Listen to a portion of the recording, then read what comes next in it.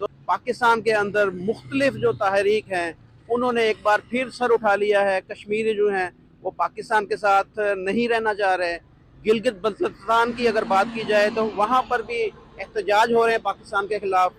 अब बलूचिस्तान के बाद सिंध के अंदर भी सिंधु देश का नारा लगना शुरू हो गया। इसकी क्या वजूहात हैं और इनके क्या मुहर्रिकात हैं, ये जानेंगे पाकिस्तान के एक सीनियर वकील रहनुमा से। तो चलें उनसे बात करते हैं। इसमें मेरी रिक्वेस्ट ये है कि ये कौमी यकजहती का फुकदान है और अब ये जो इलाकाई लोग ये खाना जंगी की तरफ हम जा रहे हैं। अब लॉन्ग रन आप देखें, हमारी 87% आबादी जो है ना वो गांव की है। कौमी यकजहती ना होने की वजह ये है कि अब सूबाई जो है ना तसब फैलाया जा रहा है। जो पब्लिक है वो परेशान है, सियासतदान अपना अपना गेम खेल रहे हैं। अब देखें वर्ल्ड बैंक IMF की तरफ से हमारी मुईशत इस वक्त किस कंडीशन पे है, तो अब हम किस शिकंजे में हैं। पाकिस्तान में हर तरफ सिर्फ और सिर्फ आंदोलन ही आंदोलन है। सबको अलग होना है। कोई भी अब पाकिस्तान में रहना नहीं चाहता। जब चूहे कूद कूद के भागने लगे ना, समझ जाओ वो जो जहाज है पूरी तरीके से डूब के नष्ट होने जा रहा है। यही पाकिस्तान के साथ में हो रहा है। आज सबको अलग रहना है। सबको समझ में आ रहा है पाकिस्तान की जो अभी स्थिति है, जिस अभी की स्थिति को देख के हम लोग कहते हैं कि अभी साला यहाँ तो सब कचड़ा हो गया है, ये सब देश पूरी तरीके से तबाह बर्बाद हो गया। फिर दुनिया कह रही है आज ये देश तबाह बर्बाद हो गया है। पाकिस्तान में पाकिस्तानियों को ये चीज़ समझ में आ रही है क्योंकि उनके ऊपर बीत रही है। उनको समझ में आ रहा है कि गुरु 1 साल बाद इससे भी बुरी स्थिति होने वाली है। जो आने वाला भविष्य है 1 साल 2 साल 5 साल 10 साल, उसमें बिल्कुल ये आश्चर्यचकित लगेगी बात आपको, लेकिन एक पाकिस्तानी दूसरे पाकिस्तानी को मार के खा सकता है। ये भी स्थिति आ सकती है। अभी तो एक दूसरे का मर्डर कर ही रहे हैं आटे के पीछे। अभी तो एक दूसरे का मर्डर कर ही रहे हैं सब चीज़ों के पीछे। अभी तो एक दूसरे की दुकान लूट ही रहे हैं। अभी तो घर में घुस के मार रहे हैं। तब कुछ भी स्थिति बेकाबू हो सकती है। इसलिए जितना जल्दी हो सके भाग लो यहाँ से। तो किसी को कोई परवाह नहीं है, ना कोई आर्मी किरदार अदा कर रही है, ना कोई अदलिया किरदार अदा कर रही है। गरीब आदमी मिडल मैन पिस गया। तो ये जो कश्मीर वालों को अगर आपने उनको हकूक ना दिए तो वो ज़ाहिर अपने हकूक के लिए लड़ाई करेंगे, सब कुछ करेंगे। तो हम वो जो हमारी पॉलिसीज़ हैं वो नेगेटिव हैं। कोई किसी बंदे को उस तरफ रुझान ही नहीं है कि हम क्या कर रहे हैं। जो हमने बीजना वही काटना। तो जो हमने आज तक बीजा है वो सूबाई तसब, बरादरीज़म और ये हमारी अदलिया और फौज ने हमें तबाह कर दिया। पब्लिक को अब शऊर आ चुका है, भरपूर इमरान खान ने पब्लिक को शऊर दे दिया है। अब पब्लिक जो है ना वो एक्सपेक्ट कर रही है, वो इस रिजल्ट पे पहुंच रही है कि हम हमारे जो इस वक्त के हालात हैं वो पिछले जो हम 75 साल जो कुछ करते रहे हैं 73 साल में, वो अब हम जो बीज रहे हैं वो काट रहे हैं। तो हमारी अदलिया ने जड़ें उखाड़ के रख दी हैं कौम की, पब्लिक की। जो पब्लिक एक्सपेक्ट करती है अदलिया से, अब आप यहाँ पे रोजाना सुबह आगे देखें, हालात देखें कैसे है, या हाई कोर्ट का जाके देखें, जो बेसिक रिक्वायरमेंट्स है ना वो हम पूरी नहीं कर रहे हैं। मिसमैनेजमेंट का शिकार है हमारा मुल्क पूरा। जिस आदमी का जो किरदार है वो अपना किरदार नहीं अदा कर रहा, अपने इख्तियार से तजावज़ कर रहा है और नेगेटिव एक्टिविटीज़ की वजह से हम इस हाल को पहुंचे। ये जब तक सियासतदान को और ये हमारे जो एग्जेक्टिव्स जिनको हम एलीट क्लास कहते हैं, आर्मी, अदलिया, जब तक इन लोगों को ये ना ऑर्डर किया जाए गवर्नमेंट की तरफ से कि इनके बच्चे प्राइवेट स्कूलों में नहीं पढ़ेंगे, सरकारी स्कूलों में पढ़ेंगे, एक दिन में आप उनकी जो देखेंगे डेवलपमेंट हो जाएगी और वो प्राइवेट स्कूलों से ज़्यादा अच्छा उनका रिजल्ट आना शुरू हो जाएगा।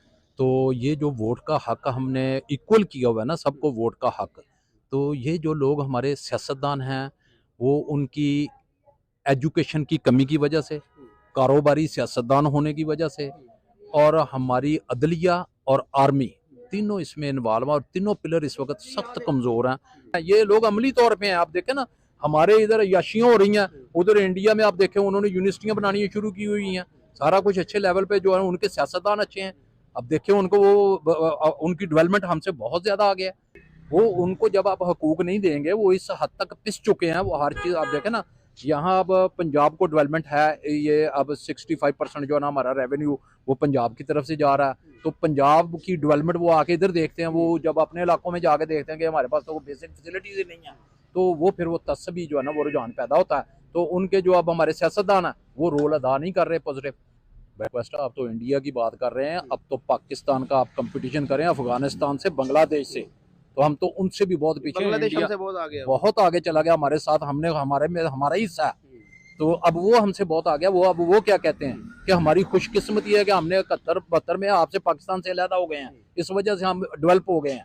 तो हमारी पॉलिसी जो है वो इतनी नेगेटिव है और उनका रिजल्ट अब निकल रहा है, कमज़ोर हो रहा है, क्योंकि पब्लिक को पता ही अब चल रहा है कि हमने आज तक ये किस कंडीशन में टाइम गुजारा और हमारे साथ क्या हाथ हो गया। इसमें आर्मी ने शब खून मारे हैं। अब आप पूरा रिकॉर्ड निकाल के देख लें, अयूब खां से लेके आज तक आप देख लें, जब भी जो कुछ भी हुआ आर्मी ने बहुत नेगेटिव रोल अदा किए हैं और इनको प्रोटेक्ट किया हमारी अदलिया ने। तो बच्चा जो प्राइवेट स्कूल में पढ़े वो बहुत कम ऊपर निकलेंगे, बहुत ज़्यादा out of the way talented होगा वो ऊपर आएगा। तो ये जो तबकाती अब ये रिजल्ट निकल रहा है, रिजल्ट आने पर लोगों जो है ना वो अब अपना वो शिकार हैं इस चीज़ के तसब फैलेगा और लोग अपनी अपनी इंडिविजुअलिटी अपना वो कहेंगे जनाब हमारा हिस्सा अदा करते हैं। बलोचिस्तान को तो एजेंसीज इधर तो राउंड अबाउट हमारे जो जोग्राफियाई जो है ना वो भी वो चाहते हैं कि इसको पाकिस्तान को कमज़ोर किया जाए। अब रुपए की वैल्यू देख लें, अफगानिस्तान से 40 साल से मैं देख रहा हूँ अफगानिस्तान को मार पड़ रही है। वहाँ पे हर पूरी ये वर्ल्ड पावर आ गए, देखे रशिया ने क्या किया, अमेरिका ने आगे क्या किया, अब उसके साथ क्या हो रहा है। लेकिन आज भी वो उसका डॉलर देखें क्या हुआ पाकिस्तान का, पाकिस्तान से वो बहुत मजबूत करेंसी है उसकी। देखें ना पॉलिसीज हैं जो हमारी एजेंसीज हैं वो वहाँ पे इंटरफेयर कर रही हैं और उनको मोल्ड करने की कोशिश कर रही हैं, जब वहाँ पे जिनका जो स्टेक होल्डर्स हैं वो उनको ये काबिल कबूल नहीं है किसी सूरत भी, वो वहाँ पे बैठे हुए हैं। जब ये कमज़ोर पाकिस्तान को कमज़ोर करने की निशानी है कि जनाब वो सिंधु देश का नारा लगा रहे हैं। बलोचिस्तान की मैं आपको बात बता रहा हूँ, पिछले दिनों में नौजवान बच्चों का जो कॉलेज के स्टूडेंट थे उनका एक सेमिनार हुआ था, वो चीख के कह रहे थे कि जनाब हमारा पाकिस्तान के साथ तल्लक ही नहीं है, नहीं कर सकता। वो जब हमने अब 70 साल में जो कुछ हमने बोया वही काट रहे हैं।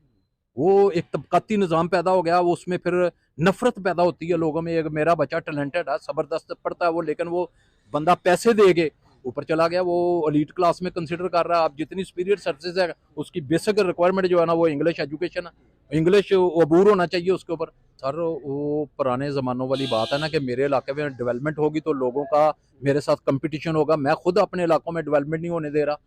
देखे ना ये हमारे जो सियासतदान है वो इलाकों में डेवलपमेंट नहीं होने दे रहे, उनकी पॉलिसीज हैं ऐसी कि वो अगर तरक्की कर जाएगा लोग उनके बराबर आएंगे। और वहाँ तक अभी तक देख लें सिंध में मेरा ख्याल आधे से ज़्यादा स्कूल बंद पड़े हैं और उनका बजट जो है वो ले रहे हैं लोग और तनख्वाहें ले रहे हैं, बड़ी बड़ी पुरानी ले रहे हैं। वहाँ पे भैंसें और बकरियाँ बंधी हुई हैं उन्होंने स्कूल्स में।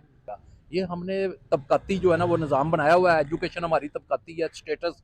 अब आप देखें ना गरीब आदमी बच्चा जो नहीं अफोर्ड कर सकता 10-15 हज़ार रुपया महीने का फीस देनी, अब तो 35-35 हज़ार रुपया फीस ले रहे हैं, तो वो बच्चे को अपने को स्कूल में दाखिल कर रहा है। गरीब आदमी का टैलेंटेड बच्चा अच्छा खूबसूरत और समझदार है, उसको हमने सरकारी स्कूल में डाला हुआ। सरकारी स्कूलों की एजुकेशन अभी तक देख लें, पुराने मास्टर्स पुराने टीचर्स लगे हुए हैं। अब वो अच्छे स्कूलों में जो पढ़ के जा रहा है वो लामहला उसके साथ वो कंपटीशन। बल्कि वो 2015 में मैंने पढ़ा था आगा शाही का एक वो पूरा आया हुआ था कि जनाब अली आर्टिकल, उसने कहा था जी 2015 में पाकिस्तान जो है ना वो 3 हिस्सों में डिवाइड हो जाएगा। जो आज इमरान खान बात कर रहा है कि जनाब उन्होंने अपना न्यू वर्ल्ड ऑर्डर में इसको तकसीम करके रखा हुआ, तो वो उनका उन्होंने किया हुआ है।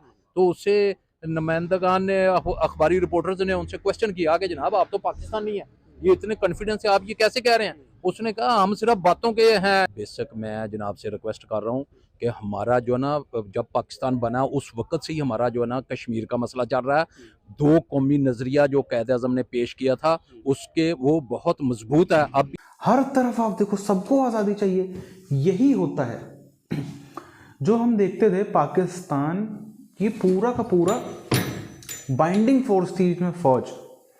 जब फौज कमज़ोर होती है 2 चीज़ें हैं, एक फौज कमज़ोर हो जाए, जो इंस्टीट्यूशन आपके यहाँ पे इकलौता इंस्टीट्यूशन है, उसके अलावा कोई इंस्टीट्यूशन भी नहीं पाकिस्तान में, एक तो वो कमज़ोर हो रहा। चलो फिर भी थोड़ा टाइम तक संभाला जा सकता है मामला। आदमी के पास, आम आदमी के पास में उसको जिस चीज़ ने बांध रखा है वो है रोजी रोटी। घर चलाना है, अपने बीवी बच्चों को खिलाना है, अपना सब कुछ करना है, परिवार चलाना है, कल को बच्चों को पढ़ाना है, शादी ब्याह कराना है, अपना खुद का रिटायरमेंट, ये सब चीज़ें हैं। इन 2 चीज़ों ने किसी देश को बड़ी तबाही से रोज रखा होता है। जहाँ पे ये 2 चीज़ें हो जाती हैं ना वो देश खत्म, बर्बाद, नष्ट हो जाते हैं। इंडिया में भी यही हुआ था जब 47 के टाइम पर, 47 में जब ये देश बटा था, तब वो तो हमें धन्य देना चाहिए सरदार वल्लभ भाई पटेल, सुभाष चंद्र बोस जी, ऐसे हमारे यहाँ पे महापुरुष थे कई सारे, सैकड़ों हजारों, जिन्होंने इस देश को फिर भी संभाल लिया। वरना यहाँ का जो इंस्टीट्यूशन था, अंग्रेज़ों की फौज, वो भी चली गई थी एकदम से। कुछ भी कह लो, एक हमको कड़वा सच है उसको मानना पड़ेगा कि अंग्रेज़ों ने कहीं ना कहीं इस देश को बांध रखा था। वो किसी भी तरीके, वो भले ही हंटर मार मार के बांधा हो, वो नेगेटिवली अपने स्वार्थ के लिए बांधा हो, वो अलग विषय, पर बांध के रखा था। उसके पीछे का हम दौर देखेंगे जो 17वीं शताब्दी या फिर हम 16वीं शताब्दी के अंत से ही हम देखने लगेंगे, जब से हमारे यहाँ पे मराठा साम्राज्य बढ़ने लगा था, मुगल साम्राज्य डिक्लाइन होने लगा था, कमज़ोर होने लगा था। उसके बाद का जो दौर था, भारतीय राजा आपस में बुरी तरह से लड़ते थे। ये भी सच है, इस सच को भी नकारा नहीं जा सकता। राजस्थान वाले को महाराष्ट्र वाले से लड़ना है, महाराष्ट्र में भी हर जिले का अलग है, जिले के राजा अलग हैं, राज्य का राजा अलग है, इसका राजा अलग है। बंगाल वाले हैं जो मराठा साम्राज्य से दुश्मनी, वो बुर्गी बुलाते थे, कहते थे कि जो मराठा आते हैं यहाँ पे रेड करते हैं, शायद कुछ करते भी होंगे। मराठा साम्राज्य में भी हर कोई तो नहीं उसको मान सकता ना। जो इतिहास कहता है, पश्चिम बंगाल में महाराष्ट्र से जो लोग मराठा साम्राज्य जाते थे उनको बुर्गी बुलाते थे, कहते हैं जो आके लूट मार करते हैं। आपस में कई सारी चीज़ें थी जिसमें छिड़काव बिखराव था। अंग्रेज़ों ने आकर के उसको एक सूत्र में पिरो दिया।